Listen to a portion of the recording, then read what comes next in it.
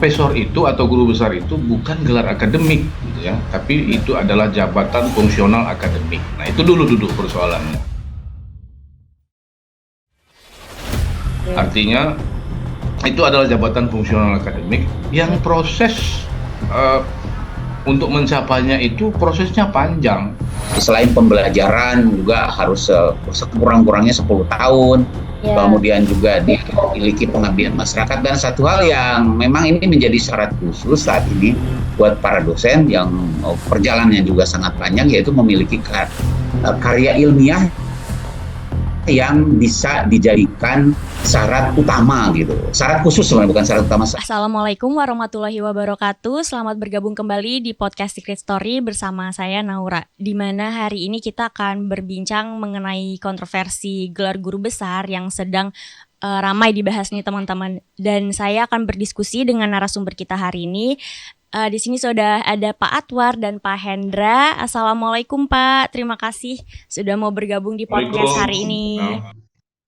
Oke, jadi nih Pak Atwar dan Pak Hendra, akhir-akhir ini kan banyak sekali orang yang berambisi untuk mendapatkan gelar guru besar, terutama politisi. Walaupun ini bukan menjadi isu yang baru ya Pak, udah dari dulu juga. Bahkan menggunakan cara-cara yang curang, sehingga bisa saja hal ini tentunya mencoreng nama baik universitas dan pendidikan Indonesia di mata internasional. Nah, kalau menurut pandangan Pak Atwar dan Pak Hendra, bagaimana melihat persoalan kampus saat ini? Karena kan banyak persoalan seperti gelar guru besar, UKT naik ya Pak kemarin, terus ada juga jurnal predator. Kalau menurut pandangan Bapak gimana? Mungkin dari Pak Atwar dulu Pak. Saya dulu? Iya, boleh, silakan Pak Atwar. Boleh. Jangan karena saya guru besar ya.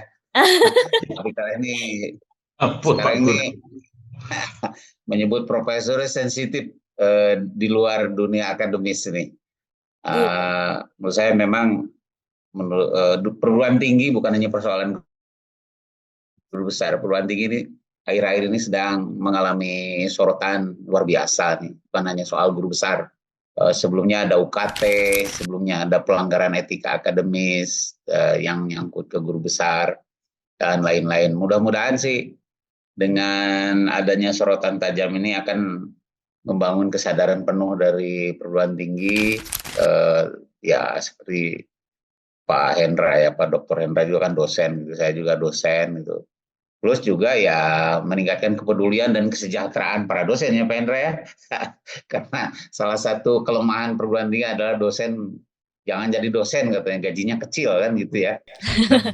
Nah, soal saat ini kenapa sih kan saya mungkin tidak harus menyebut salah satu media populer di Indonesia atau bahkan dua mungkin yang saat ini ramai lah, media yang sebelumnya koran dan kemudian majalah ya. Memang ekosistem kita ini soal perguru besaran mungkin menyangkut nilai dari guru besar itu yang seringkali dianggap sebagai sebuah pencapaian paling tinggi dari karir akademik. Sehingga merembet ke penghargaan sosial yang melebar menurut saya. Seringkali orang menganggap bahwa kalau gelar akademiknya tertinggi maka dia penghargaan sosial juga semakin tinggi begitu. Ya, padahal untuk mencapai guru besar itu kan sebuah capaian yang harus dirintis dengan karir yang panjang gitu. Dengan karir yang kalau Bang Hendra bilang biasanya sih berdarah-darah gitu. Tapi orang tidak tahu gitu, orang tidak tahu bahwa yang penting dia guru besar pasti bisa, pasti oke, bahkan secara jaminan ekonomi dan jaminan sosialnya tinggi. Akibatnya apa? Akibatnya penghargaan atas guru besar itu mengalami mistifikasi. Mistifikasi itu semacam tidak rasional gitu, atau bukan tidak rasional ya, orang menganggap jadi mitos gitu. Wah, jadi guru besar pasti gini. Itu mistifikasi gitu. Sehingga anggapan-anggapan bahwa guru besar itu melebar seperti penghargaan yang diwariskan, misalnya seperti Raden, Kangjeng Sinuwun, atau mungkin di Sumatera saya banyak juga kan gelar-gelar seperti itu yang ditempatkan yang ditempatkan dalam posisi yang tinggi di dalam ekosistem atau di dalam lingkungan sosial. Akibatnya apa? Akibatnya orang-orang yang membutuhkan penghargaan untuk membangun karir di bidang yang lain juga nimbrung-nimbrung ingin jadi guru besar gitu. Ini kan mengalami mistifikasi menurut saya. Karena apa? Karena mungkin dengan menyandang gelar tersebut dia akan menunjukkan dirinya memiliki kemampuan setara kaum akademisi, atau juga dia memiliki kemampuan yang itu membawa marwah ke bidang yang lain. Itu masalahnya. Sehingga orang, saya tidak menyalahkan sejarah, mungkin orang-orang sudah menyebut bahwa ya gara-gara kita mengagungkan nilai-nilai feodalisme, guru besar pun mengalami mistifikasi dan sama dengan gelar-gelar feodal gitu. Itu mungkin tidak bisa dibantah juga. Tapi ya masalahnya sekarang adalah kejadian ini sudah begini adanya, saya kira.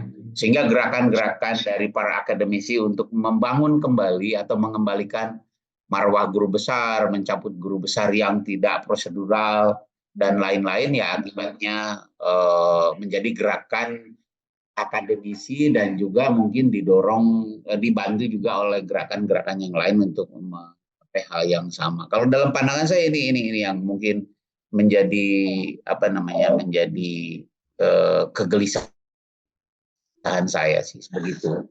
Oke. Begitu pendapat saya sih untuk sementara. Iya. Nah, kalau dari Pak Hendra nih, pandangannya Pak Hendra seperti apa, Pak, melihat fenomena ini? Ya, sebelumnya terima kasih. Assalamualaikum warahmatullahi wabarakatuh. Salam, Pak. Ya, alhamdulillah sekarang pagi yang cerah, Pak, di Kingston, di Sumatera. Saya adalah salah satu orang yang barangkali dalam tanda kutip agak kurang ajar ya dengan beliau ini. Karena saya tidak pernah memanggil beliau ini profesor atau prof seperti sapaan-sapaan pada umumnya. Saya memanggil beliau ini Bapak Guru ya, dalam chat, di WA atau di media sosial lainnya. Kenapa? Karena betapa saya menghormati beliau sebagai guru saya gitu. Karena saya tahu persis kalau kita bicara tentang guru besar ya, barangkali juga harus ada pelurusan ya. Karena guru besar itu bukan gelar akademik gitu. Guru besar itu jabatan fungsional akademik gitu ya. Yang dimulai dari kalau dulu ada asisten ahli madya, walaupun yang madya dihilangkan Pak Atwaria sekarang ya. Dan saya tahu persis perjuangan beliau ini mau jadi guru besar gitu. Kalau terkait dengan Pak Atwar ya, mungkin hampir 5 tahun, 7 tahun ya prosesnya itu. Kita tahu persis lah itu cerita-ceritanya ya. Jadi tidak mudah gitu.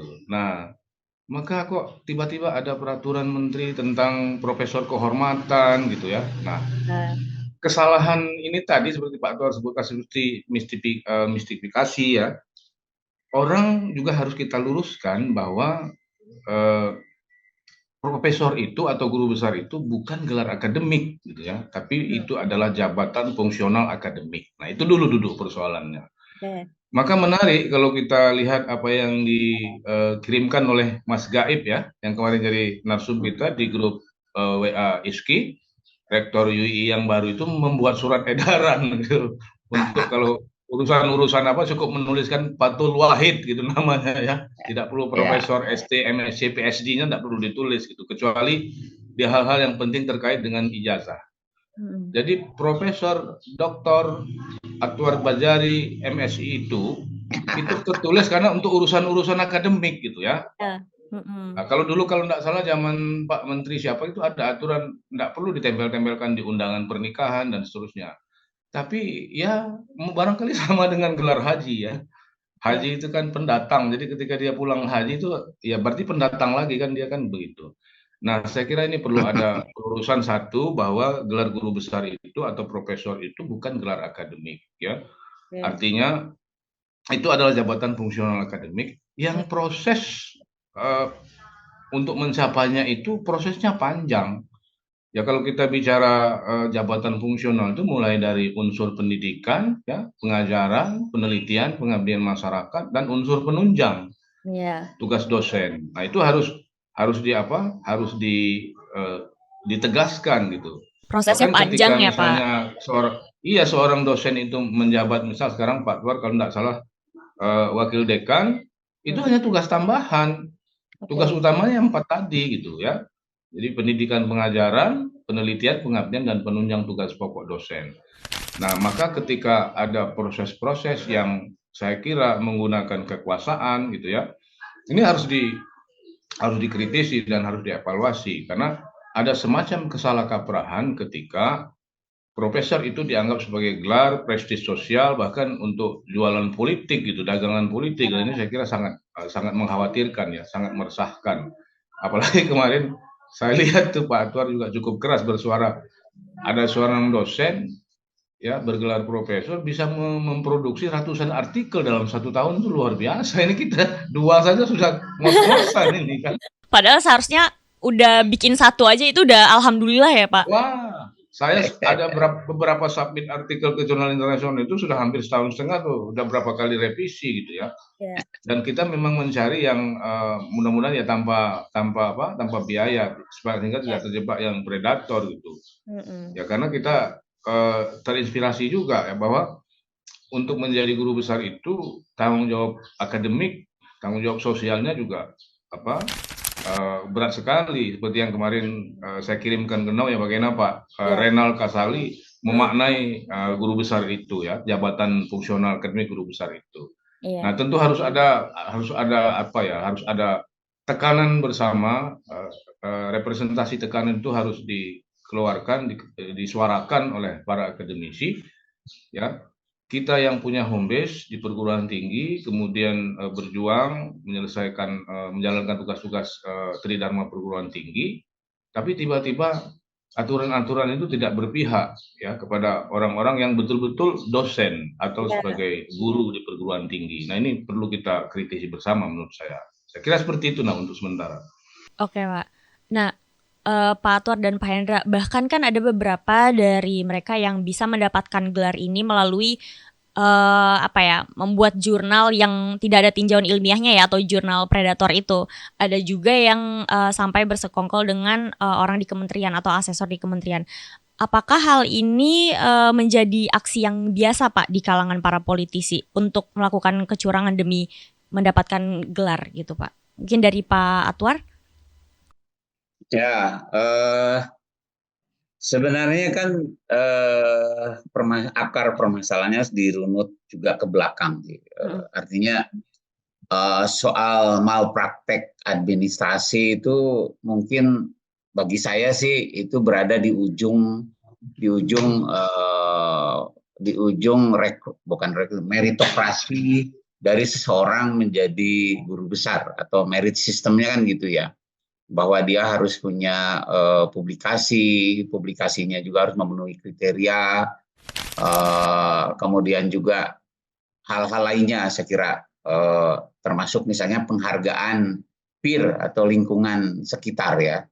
Sekarang ini kan perguruan tinggi menjabarkan peraturan menteri tahun 2021 tentang integritas akademis, bahwa seorang calon guru besar itu kalau mau melamar jadi guru besar dia harus menunjukkan fakta integritas gitu. Fakta integritas itu semacam statement, declare gitu. Misalnya kalau Pak Hendra yang belum guru besar mau mengajukan guru besar, maka dia harus menyusun beberapa kalimat seperti bersumpah gitu, bahwa naskah ini atau bahwa saya layak diajukan guru besar dalam bidang apa, itu kan harus disebut dengan rumpun ilmu apa gitu. Sekarang nih mulai ditata sedemikian rupa, tapi kan itu berada di ujung gitu, berada di ujung ketika seseorang mengajukan keinginan menjadi guru besar. Nah, padahal kan seperti tadi Bang Hendra bilang ya, itu kan perjalanannya cukup panjang. Perjalanan panjang dalam arti bagi orang-orang yang secara konsisten, secara keras itu membangun karirnya, itu kan mengarah ke guru besar itu, atau untuk mendapatkan jabatan fungsional itu gitu. Di samping juga merintis karir akademisnya sebagai doktor, sebagai penghargaan atau rekognisi yang lain dalam bidang akademis. Nah, kan itu harus diawali dengan misalnya dia contoh lah tadi, selain pembelajaran juga harus sekurang-kurangnya 10 tahun kemudian juga dia memiliki pengabdian masyarakat, dan satu hal yang memang ini menjadi syarat khusus saat ini buat para dosen yang perjalanannya juga sangat panjang, yaitu memiliki karya ilmiah yang bisa dijadikan syarat utama gitu, syarat khusus sebenarnya, bukan syarat utama, syarat khusus seseorang berhak mengajukan guru besar. Nah, syarat khusus ini kalau nggak ada, maka gugur syarat-syarat yang lainnya. Apa itu? Yaitu publikasi ilmiah gitu. Nah, publikasi ilmiah itu sebenarnya tidak ujug-ujug ada publikasi kan, tidak tiba-tiba ada publikasi. Dirintis dari proses riset yang panjang, dan riset itu harus dibangun juga dari kepakaran orang itu gitu. Itu kan luar biasa panjangnya gitu. Misalnya kalau saya mau mendeklar sebagai guru besar komunikasi, atau Bang Hendra mungkin mau mendeklar dirinya sebagai guru besar komunikasi dan media misalnya, maka dia harus punya riset-riset yang support to publikasi ilmiah tentang media itu tadi gitu. Dan kita akan terjaring juga pada saat melaksanakan riset itu dengan etika riset yang harus dipenuhi gitu. Jadi kan jangankan bicara publikasinya, risetnya benar nggak sih gitu. Misalnya dalam riset itu selain substansi, selain administrasi, substansi dan etika riset gitu. Misalnya riset Pak Hendra berbicara, atau riset saya berbicara tentang street children and education gitu. Tapi saya tidak menjunjung rasa hormat pada objek penelitian saya. Misalnya saya semena-mena mewawancarai mereka, mempublikasikan nama mereka, alamat rumah mereka, kemudian juga mereka punya cacat sosial yang dalam kalangan akademisi dan para publisher, para pegiat publikasi itu sangat dihindari, nggak boleh gitu. Tiba-tiba saya keluar jurnal saya menyebut nama objek penelitian saya, misalnya Ade Naura gitu, seorang anak jalanan. Itu tidak boleh gitu. Pasti publikasinya di-cut, nggak akan publish itu. Atau kalau jurnalnya benar gitu, jurnalnya benar ya, kan jurnal juga banyak yang nggak benar. Tadi disebut ada jurnal predator misalnya.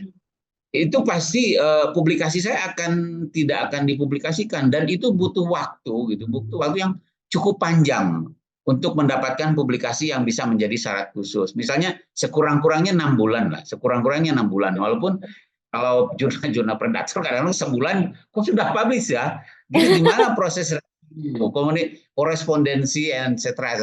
Nah ini di sini aja udah melanggar gitu, di hulunya aja udah melanggar gitu etika publikasi, etika risetnya. Tiba-tiba dia masuk pengajuan karena mungkin syarat-syarat lainnya sudah terpenuhi, lalu masuk misalnya ke etika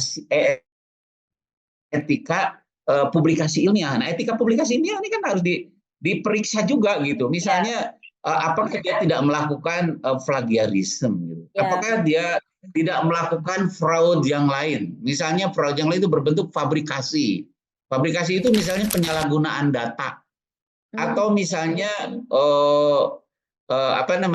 dia mendaur ulang riset. Misalnya riset saya sudah dipublikasikan di sana, tapi saya rubah-rubah tambah data yang baru sedikit dan punya publikasi. Atau dia melakukan misalnya struktur kepengarangan yang salah gitu, yang template gitu. Misalnya Pak Hendra yang riset, saya pembimbingnya misalnya, lalu saya bilang nomornya dirubah.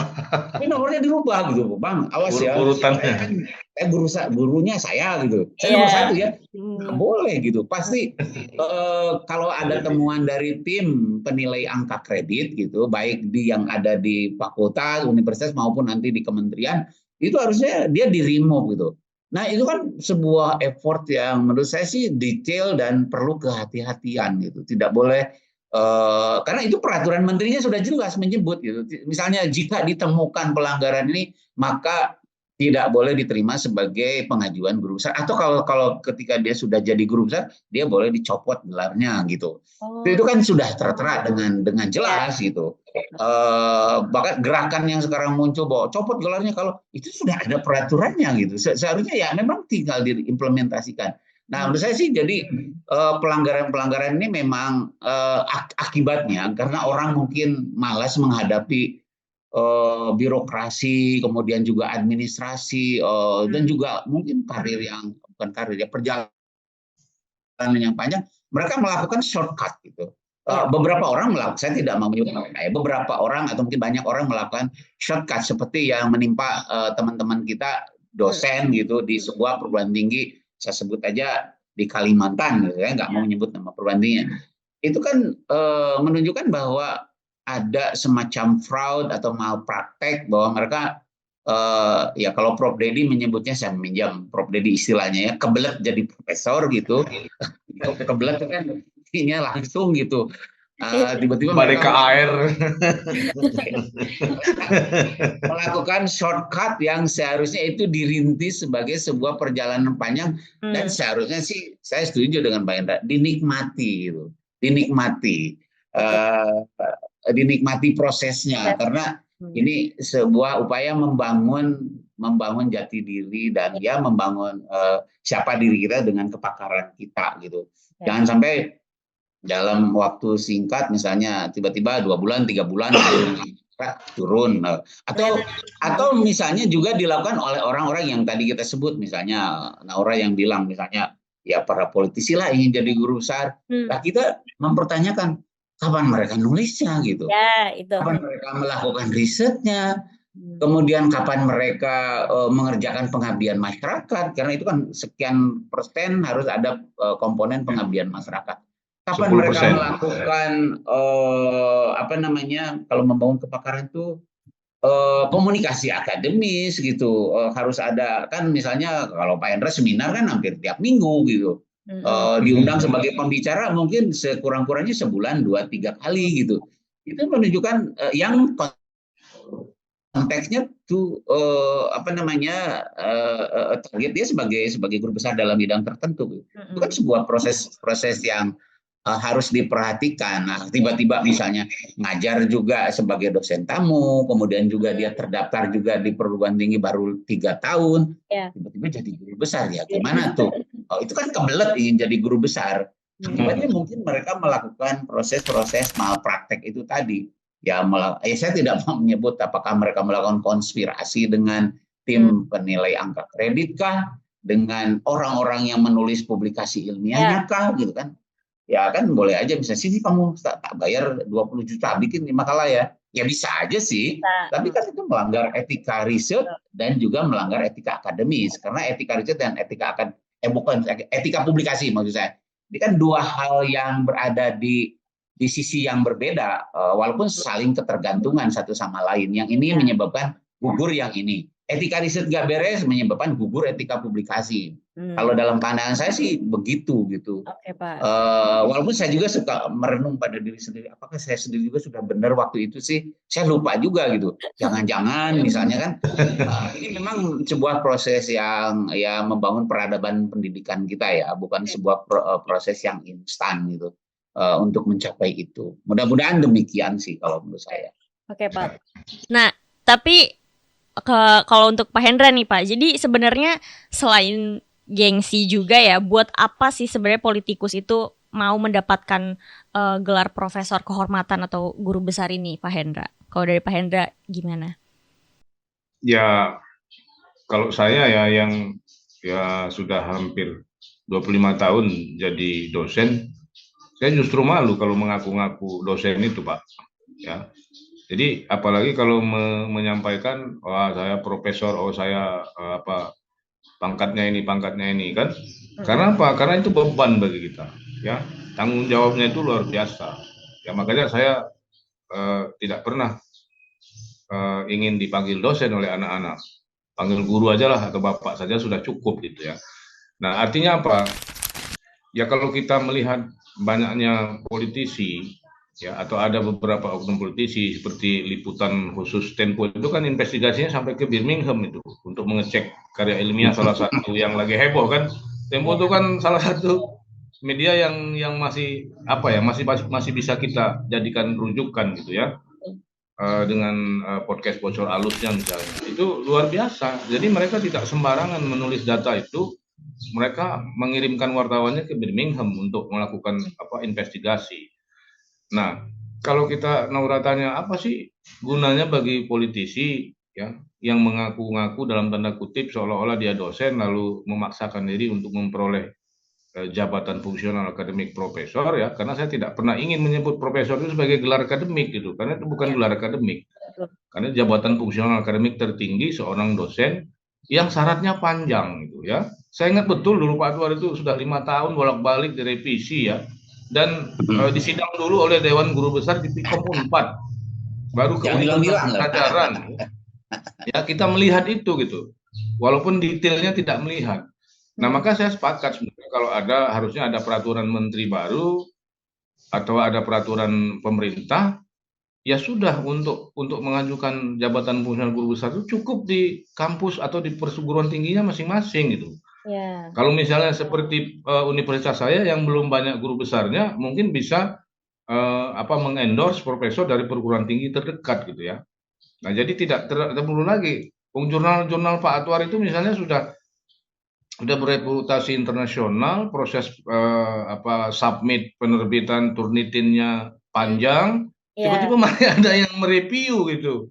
Dan yang mereview itu kira-kira secara akademik, pemahaman ilmunya tidak sebidang atau pangkat akademiknya di bawah Pak Atwar, kan lucu gitu loh. Ya, kecuali kalau dia polisi militer gitu ya, kapten bisa memeriksa mayor jenderal kan begitu. Nah, artinya saya juga kemarin mengajukan dari lektor 12 tahun ke lektor kepala itu juga lama gitu ya. Artinya prosesnya panjang walaupun hanya lektor kepala ke golongan angka kredit 700 ya. Nah, itu panjang itu. Jadi dokumen-dokumennya itu diperiksa dipenuhi sesuai dengan persyaratan-persyaratan yang ditentukan. Nah, misalnya kemarin kan sempat juga ada protes. Bagaimana kami yang universitas atau kampus atau perguruan tinggi yang belum memiliki program doktor? Karena di situ untuk mengajukan guru besar itu kan ada salah satu menguji, membimbing, disertasi, ya kan? Nah, jadi ternyata ada fleksibilitas ya, artinya kewajiban itu misalnya pernah jadi ketua bisa diganti dengan menjadi ketua hibah penelitian atau pengabdian atau bertugas atas nama negara, mungkin bisa diluruskan nanti kalau saya keliru oleh Pak Atwar. Nah, itu juga artinya kapan mengajarnya, home base-nya di mana, PD Diktinya. Kalau kita ketik di PD Dikti, Pak Atwar itu dosen di mana itu keluar gitu. Atwar Bajari, pangkat jabatan fungsional guru besar, home base-nya di jurusan atau di prodi Mankom, manajemen komunikasi, Pikom, itu jelas gitu. Dan untuk pengajuan itu kan ada proses-prosesnya gitu ya. Nah, maka kalau ditanya untuk apa, ya kita sudah tahu jawabannya untuk apa gitu ya. Ya kalau kita terlalu naif lah kalau kita katakan mereka-mereka itu punya dalam tanda kutip tadi gelar profesor untuk menaikkan gengsi sosial, gengsi politiknya, wibawa politiknya, atau misalnya untuk kepentingan elektoral, politik, pemilihan. Saya kira itu terlalu naif gitu ya. Karena jabatan fungsional akademik guru besar itu adalah jabatan yang mulia. Ya. Kalau Pak Atwar itu dalam prosesnya mau mengajukan guru besar, ada hal-hal yang tertinggi pelanggaran-pelanggaran etika, maka hukum tertingginya adalah melanggar hukum Tuhan gitu ya. Kan penipuan itu dosa gitu loh. Ya. Jadi kalau kita sudah sebel ini kan ngomongnya udah ya sudahlah, kita ajak saja yang di atas gitu ya. Iya. Nah, karena ketika etika sudah dilampaui, maka orang itu sudah tidak punya rasa malu gitu kan. Iya. Sudah tidak punya etika moral dan seterusnya. Itu moral hazardnya sudah luar biasa gitu. Ya. Jadi itu kami yang berada di perguruan tinggi ya, apalagi sekarang musim BKD Pak Atwar, laporan beban kerja dosen gitu ya. Itu kebetulan saya juga asesor BKD. Ya banyaklah mengarahkan teman-teman atau adik-adik yang di bawah kita untuk mari kejujuran itu adalah yang utama, etika yang utama sebagai akademisi gitu.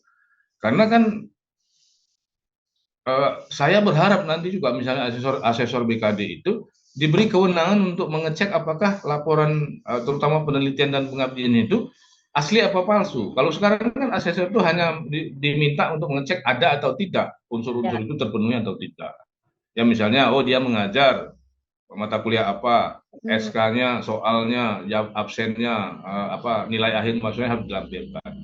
Jadi seperti kata Pak Tuan tadi, kalau misalnya dia politisi itu mengajukan gelar jabatan fungsional guru besar, ngajarnya kapan? Bukti administratifnya apa? Karena 80% ya pengajuan jabatan fungsional guru besar itu semuanya proses-proses administratif. Kalau dulu kan belum online ya. Kemarin saya Pak mengajukan aktor kepala semua sudah upload ya di PAK. Dulu saya melihat Pak Tuar itu bawa map kemana-mana gitu, menyiapkan nih. Bahkan reviewnya teman sejawat itu kan manual kan Pak. Iya. Tanda tangan Farab di situ, baca, nunggunya 2-3 hari ya. Masuk ke Dewan Guru Besar Fakultas dibaca, baru disidang lagi. Karena proses itu panjang gitu ya. Dan tidak mudah gitu. Betul. Tidak mudahnya itu bukan karena dipersulit Pak Atwar itu, tapi diperiksa sedetail-detailnya, terutama pada unsur penelitian misalnya yang unsur publikasinya, karena itu paling tinggi nilai kumnya gitu ya. Jadi ada nilai angka kreditnya itu paling tinggi di penelitian. Kalau ngajar itu kan given sudah diberikan, penunjang itu kan tugas tambahan dan seterusnya. Nah, penelitian dan pengabdian itu, dan tadi ada porsi-porsinya, ya 40, 10, 10 gitu ya persentasenya, sehingga nanti semuanya terpenuhi. Saya nggak tahu apakah Bapak 1050 atau 850 pada saat itu mengajukan Profesor Madya atau Profesor yang sudah 4E ya.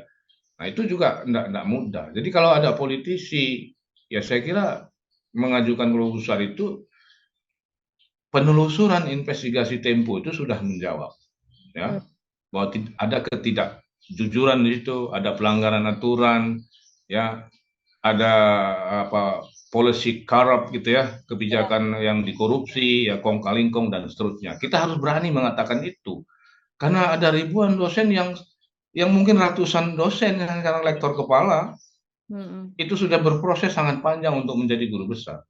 Tiba-tiba ada orang makan mie instan, tidak dimasak lagi dalam panci, langsung disiram Pak di dalam bungkus mie instannya. Sudah instan, diinstankan lagi gitu.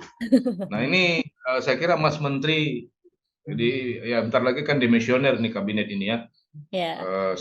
Kita enggak tahu kan siapa nanti Menteri Kemendikbudristek ini, apakah Kemendikbud, apakah Ristek, dipisah-pisah lagi ya. Itu Pak Sapri lah yang tahu nanti nomenklaturnya seperti apa kan gitu.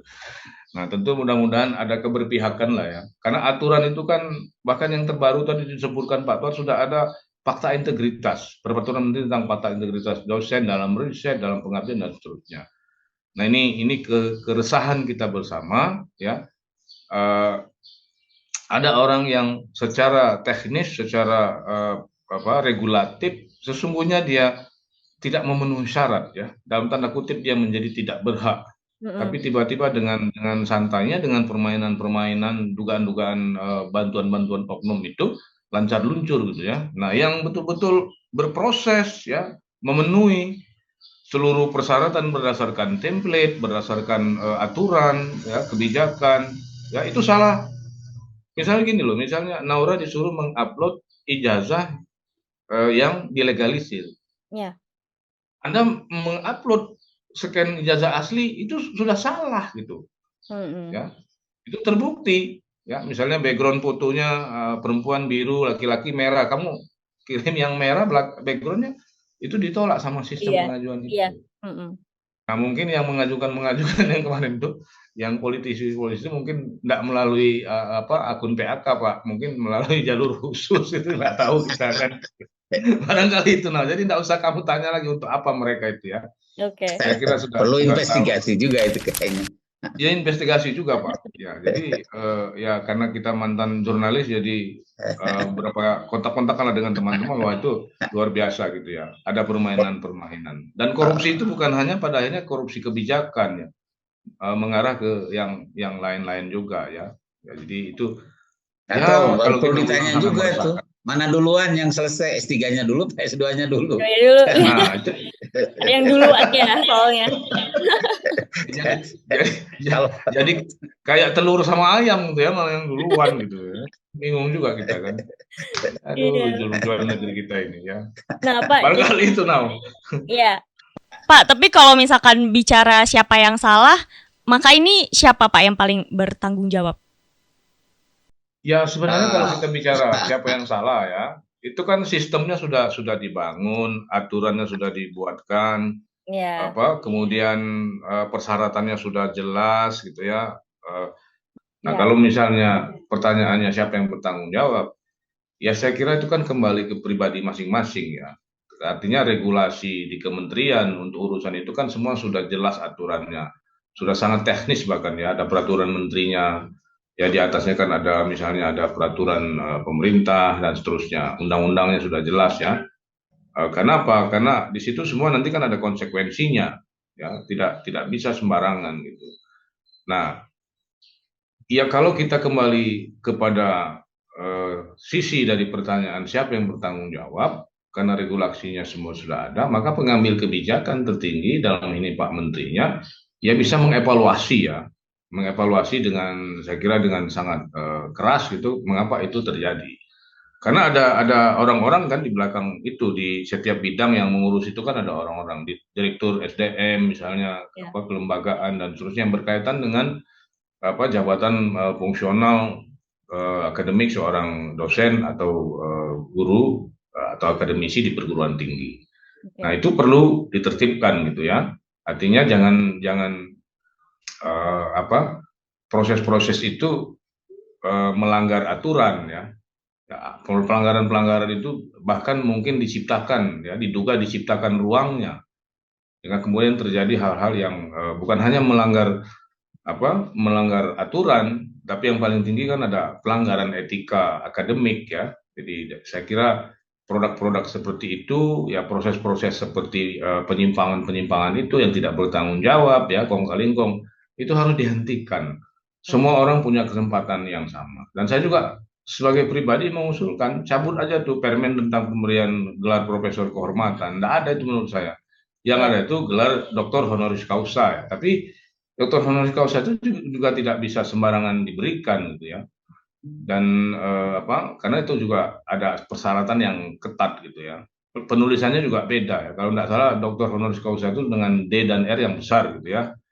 Nah, jadi hal-hal yang paling penting itu ketika sistem seperti Pak Tuar tadi, merit sistemnya, meritokrasinya sudah jalan, ya kan itu kan karena sistem itu dibangun dengan aturan, gitu. Jadi ada merit sistemnya jalan gitu ya. Nah kalau saya lihat misalnya di beberapa perguruan tinggi seperti UI, UGM, Unpad gitu ya, itu kan seorang dosen yang mau mengajukan jabatan fungsional guru besar itu prosesnya tidak langsung ke kementerian gitu, tapi disidang dulu oleh Dewan Guru Besar yang ada di fakultas atau di universitas ya. Baru nanti ke Senat dan seterusnya. Ada persyaratan persetujuan Senat perguruan tinggi dan seterusnya. Jadi tidak ujuk-ujuk ya kata Prof Dedi yang sempat viral tulisan beliau di Kompas itu kebelet menjadi profesor. Ya. Nah ini kan sangat mengkhawatirkan ya, sangat meresahkan para akademisi. Ada yang sudah bertahun-tahun berjuang ya, karena kami dosen ini kan sama dengan lulusan Akpol, lulusan Akmil ya, yang bermimpi menjadi jenderal ya. Nah kalau seorang dosen atau seorang guru ini kan mimpinya adalah meraih jabatan fungsional guru besar ya, walaupun itu konsekuensinya tidak segampang diucapkan karena dia yang sering kami terima dulu di pendidikan, ya guru itu tauladan gitu kan, memberikan tauladan gitu. Ya, jadi bukan hanya gagah-gagahan dengan jabatan fungsional itu, bahkan merasa bahwa profesor itu sebagai gelar akademik. Nah itu saya kira kesesatan yang nyata. Ya. Saya kira begitu. Ya. Pak, kalau untuk Pak Tuar nih ada satu pertanyaan nih Pak. Kan ada dinamika terkait dosen-dosen di mana lebih mengejar jabatan fungsional sehingga mungkin mahasiswa menjadi terbengkalai, dan ada juga yang meramalkan kehancuran pendidikan dan dunia kampus itu udah deket karena berhubungan juga dengan mahasiswa yang banyak yang malas mikir, terus banyak yang ngerjain tugas pakai ChatGPT, AI, Google. Nah itu seperti apa kalau dari Pak Atwar? Ya. Saya tidak meramalkan berlebihan seperti itu. Kehancuran dunia akademis bukan semata-mata gara-gara dosen malas ngajar atau ngejar karir akademis gitu ya.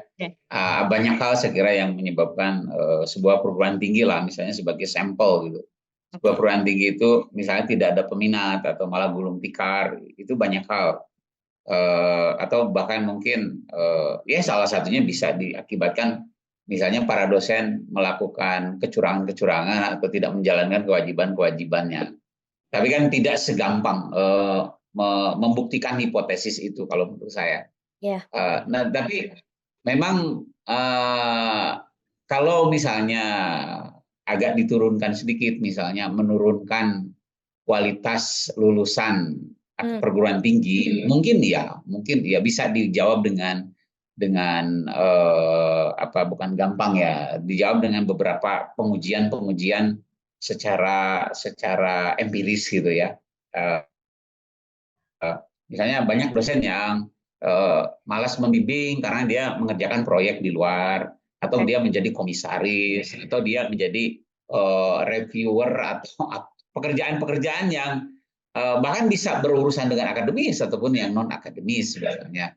Atau saya tidak menuduh karena Bang Hendra ini kan komisioner, kalau jadi komisioner dia rapat terus di luar gitu, nggak bimbing mahasiswa. Itu bisa menurunkan kualitas bimbingan skripsi. Mungkin ya itu mudah sekali untuk dibuktikan gitu.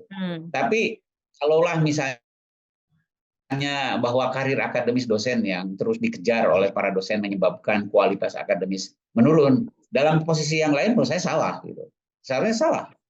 Karena sistem pembelajaran andragogi gitu ya, seperti prinsip-prinsipnya orang-orang kependidikan gitu, kan harus berbasis pada beberapa model-model pembelajaran, misalnya pembelajaran based on problem solving gitu, pembelajaran berbasis project gitu, atau pembelajaran berbasis misalnya research gitu.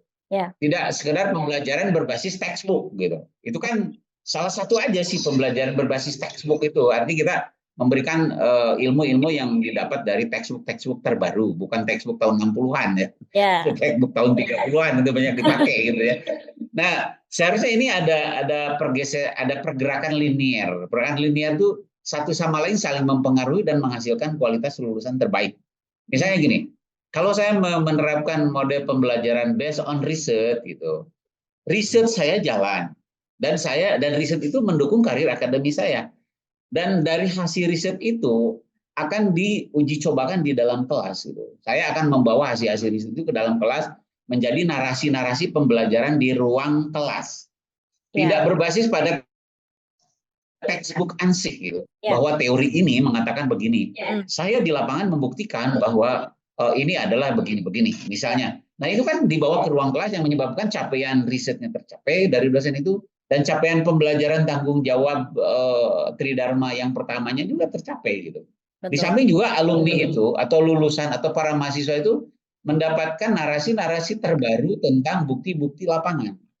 Seharusnya begitu kan, linkage antara, saya menyebutnya linkage antara risetnya dosen, kemudian pekerjaan dosen dalam bentuk mengajar dan lain-lain. Seharusnya sih satu pergerakan yang tidak saling apalagi kan sekarang kurikulum tuh mengalami perubahan yang terus-menerus dari KKNI, kemudian Pak Menteri yang sekarang menawarkan MBKM, kemudian juga OBE, apalagi dengan saya bukan berarti saya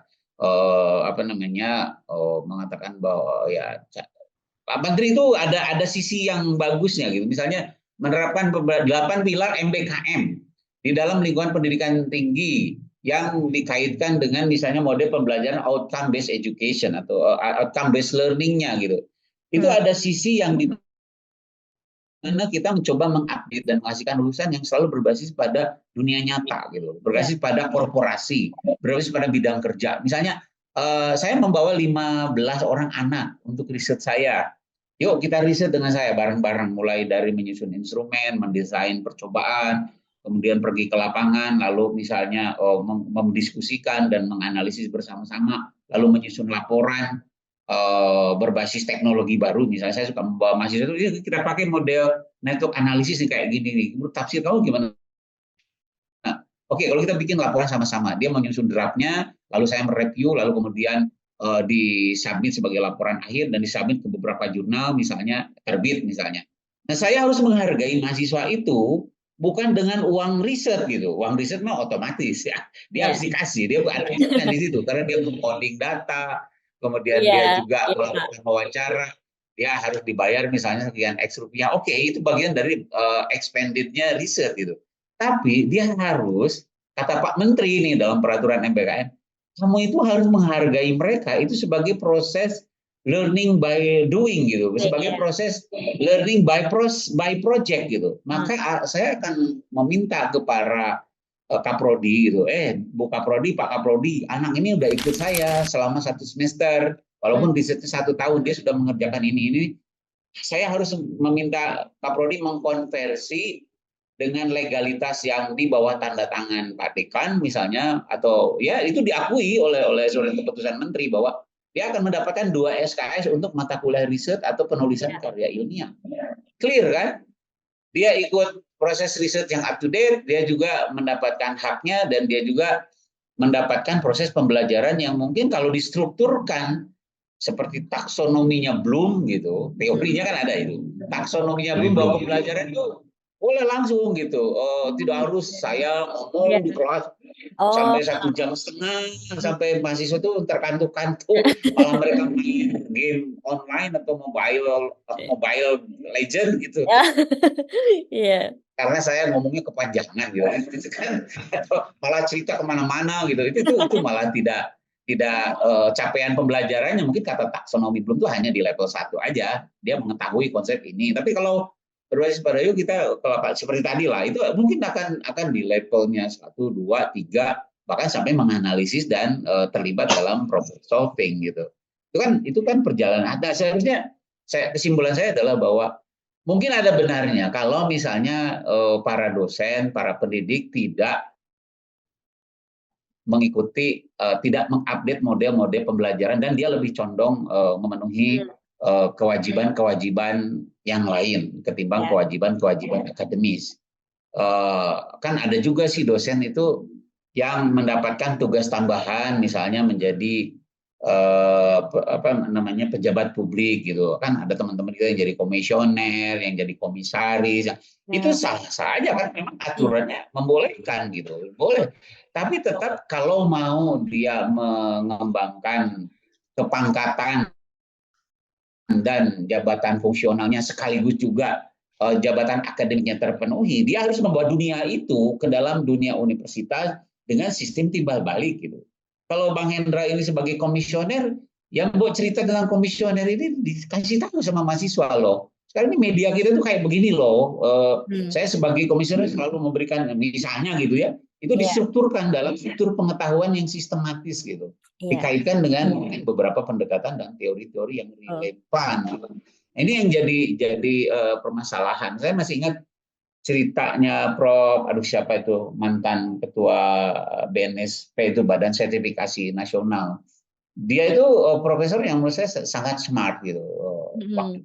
Waktu itu saya ngobrol dengan beliau.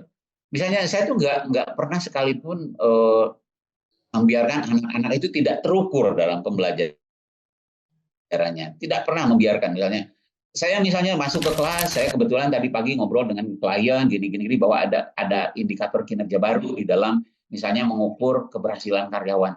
Lalu tes itu saya bawa ke kelas, lalu didiskusikan, lalu mahasiswa itu mengukur sendiri dan sebagainya, lalu diceritakan bersama-sama dan didiskusikan. Kan saya dapat risetnya, saya juga dapat model pembelajarannya yang sesuai capaian pembelajaran, dan ketika anak-anak terlibat dalam problem solving. Kan oke juga ya gitu ya. Jadi kadang-kadang kita ya para dosen juga, saya sih kadang-kadang ya termasuk saya gitu. Saya kalau lagi sibuk gitu, kadang-kadang ketika mengajar tuh baru terpikir mungkin 5 langkah sebelum masuk kelas, itu yang bahaya. 5 langkah sebelum masuk kelas baru pikir, saya ini mau ngasih topik apa ya? Gitu.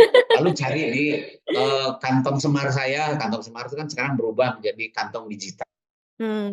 Laptop saya, inilah cerita saya. Kan itu tidak terstruktur itu mengajar itu. Mending kalau mahasiswa itu aware, kalau nggak aware kan jadi nggak engage gitu. Tiba-tiba kantong semarnya keluar, simsalabim kamu harus cerita ini ya.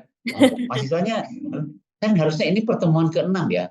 Bapak itu di rencana pembelajaran kalau nggak salah harusnya sudah masuk ke kerangka misalnya berpikir filsafatnya ini misalnya. Saya nggak punya betul. Bapak masih cerita tentang pengantar ini ya. Harusnya jadi koreksi ya Pak ya. Tapi mahasiswa itu kan kadang-kadang males lah, segan lah, mendingan gue mau main Mobile Legends aja di kelas gitu kan. Akhirnya ya capaian pembelajarannya tidak tercapai gitu. Gara-gara 5 langkah sebelum masuk kelas kita buka kantong Semar itu kantong digital kita. Ini mungkin perumpamaan bahwa tidak selamanya bahwa kalau dosen mengejar jabatan, bukan jabatan ya, karir akademik lah saya sebut misalnya, tidak harus selalu bahwa itu bertolak belakang dengan pengembangan kelas yang terabaikan. Menurut saya sih enggak. Justru ada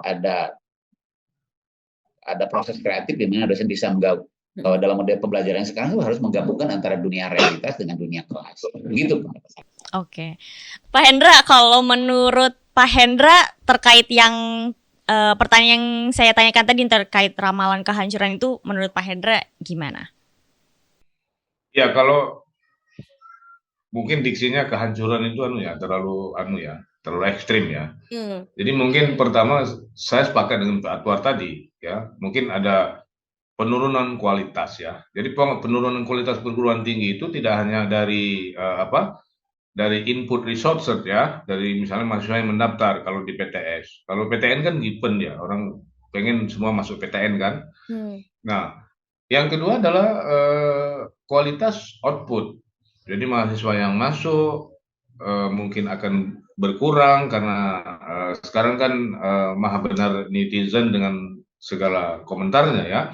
Iya Pak. Naura misalnya masuk ke perguruan tinggi ini, tapi semester pertama, semester kedua tidak memperoleh apa yang Naura inginkan, mulai dari pelayanan dosen, cara dosen mengajar, dosennya sering kalau zaman kami dulu kuliah sering cuma ninggalin fotokopian, suruh diskusi sendiri.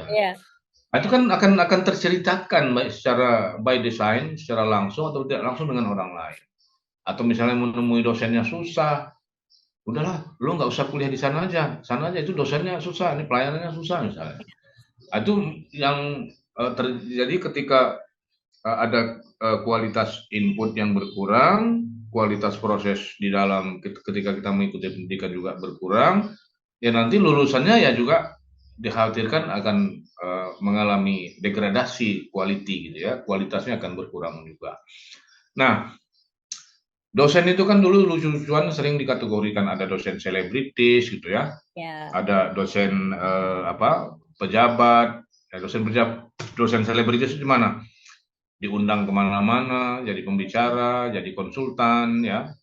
Kalau dosen pejabat itu dia pertama misalnya jadi kaprodi, nanti jadi wakil dekan, terus gitu ya, nggak habis-habis jabatannya. Ada juga dosen ahli proyek gitu ya. Nah, jadi ahli proyek itu ya dia mengerjakan proyek-proyek lebih banyak di luar gitu. Nah, ada juga dosen yang betul-betul dia guru gitu ya. Dia meneliti, mengabdi ya, walaupun sampingan-samping tadi proyek diundang sebagai pembicara juga dipenuhi.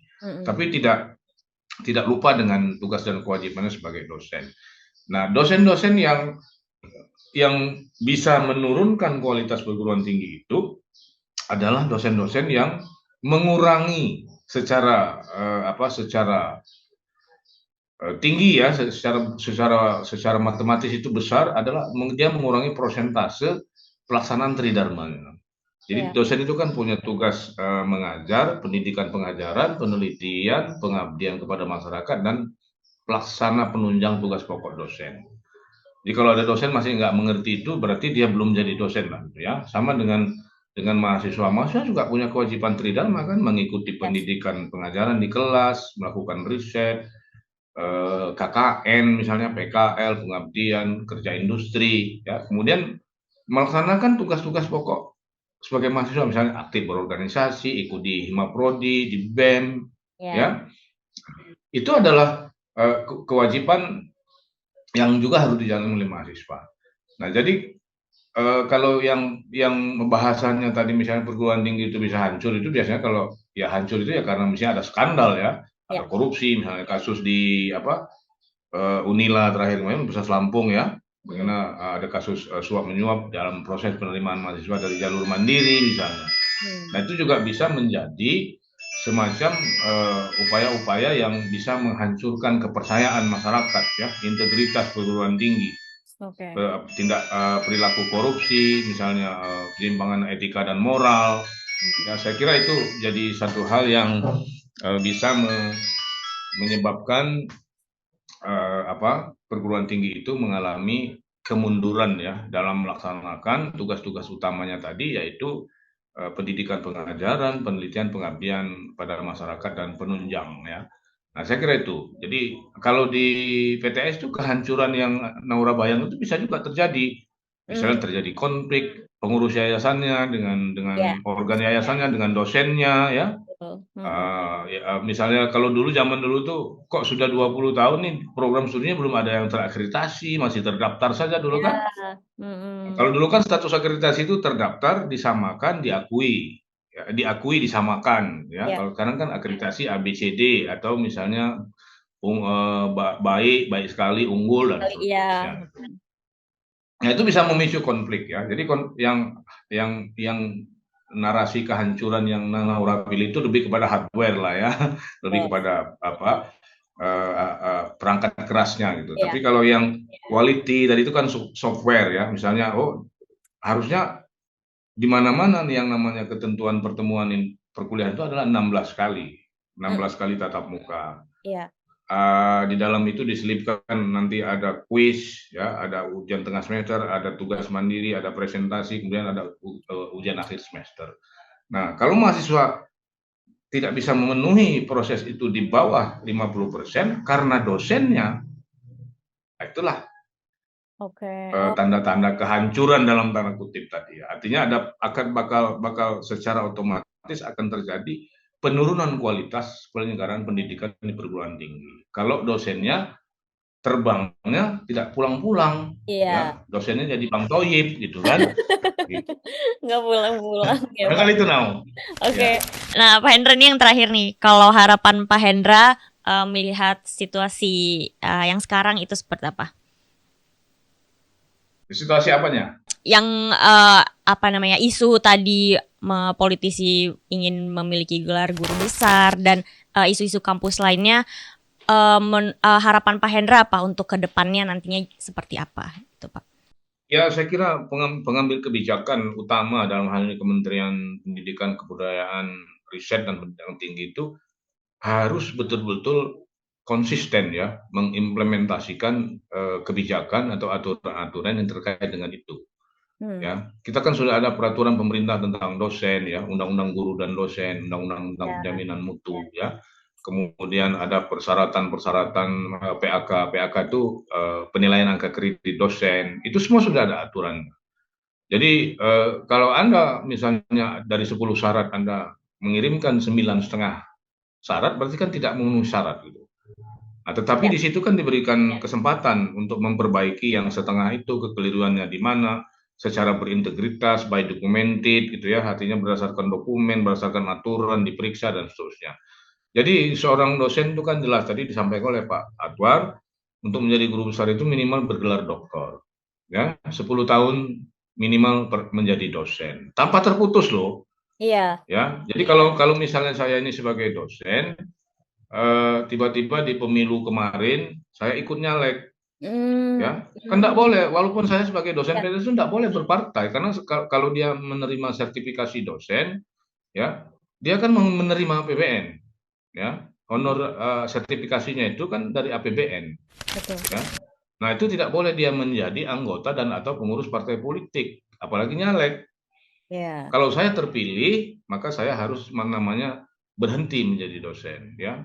Kalau dia menjadi pejabat negara di luar kampus, misalnya menjadi komisioner Bawaslu, KPU, kemudian diminta bantu oleh pemerintah untuk menjadi komisaris, ya, atau bahkan menjadi menteri, ya. KPU RI itu kan dosen semua itu rata-rata. Itu mereka harus cuti di luar tanggungan. Artinya dia tidak boleh, kalau dia PNS atau dia dosen, tidak boleh menerima gaji, sertifikasinya diputus. Tetapi dia tidak kehilangan status sebagai dosen. Di pusat data diktinya disebutkan dia sedang ditugaskan di instansi lain, ya. itu status dosen yang sedang tidak aktif di kampus ya. Misalnya dia menjadi pejabat negara, menjadi komisioner KPU Bawaslu, atau dia sedang berstatus tugas atau izin belajar, melanjutkan sekolah misalnya S2, S3, itu dia dinonaktifkan dari tugas tridharmanya ya, yang pengajaran, penelitian, pengabdian dan penunjang tadi. Tetap dosen gitu ya Pak? Iya, tetap dosen. Nanti kalau misalnya dia, kan KPU 5 tahun tuh, Bawaslu 5 tahun, misalnya jabatan menteri misalnya 5 tahun. Pak Pratikno itu kan misalnya itu kan dosen UGM tuh, FISIP UGM. Iya. Nah dia sedang kalau dibuka di Pedidikti ya saya buka itu sedang ditugaskan di instansi lain, menjadi menteri, menjadi dirjen, ya Bu Dwi Korita misalnya yang BN Kapg itu kan dosen UGM, mau ditugaskan di instansi lain. Nanti setelah selesai mereka menyelesaikan jabatan itu, dia kembali lagi ke kampus, namanya proses pengaktifan kembali, ya. Jadi hati-hati, walaupun Anda misalnya kita sebagai dosen non PNS ya atau dosen non ASN tapi dosen tetap ASN yang menerima tunjangan sertifikasi dosen itu dari APBN, ya maka Anda tidak boleh menjadi anggota dan atau pengurus partai politik aktif ya, apalagi menjadi caleg ya. Kalau caleg kan pasti dia jadi anggota partai politik. Iya, gitu. Benar. Tidak boleh itu ini edukasi penting ya. Jadi banyak teman-teman tuh kita kan bukan ASN tidak terkena undang-undang kepegawaian ya. Jadi jangan lupa ketika seorang dosen mau mengajukan nomor induk dosen nasional NIDN itu syaratnya salah satu syarat administratifnya ada surat pernyataan tidak menjadi anggota dan atau pengurus partai politik ya, apalagi kalau dia mau serdos ya, sertifikasi dosen karena menerima tunjangan keuangan honor yang bersumber dari APBN, anggaran pendapatan belanja negara. Nah, barangkali itu, Oke, Pak Hendra. Ya. Terima kasih nih atas diskusinya hari ini. Oke, teman-teman, itulah hasil diskusi kita bersama Pak Atwar dan Pak Hendra tentang isu yang lagi kontroversial di mana banyak politisi yang sedang ingin mengejar gelar guru besar namun mungkin dengan cara-cara yang instan yang akhirnya menimbulkan reaksi-reaksi di publik kita. Oke teman-teman, selamat bertemu kembali di episode minggu depan. Assalamualaikum warahmatullahi wabarakatuh. Terima kasih Pak Hendra. Assalamualaikum.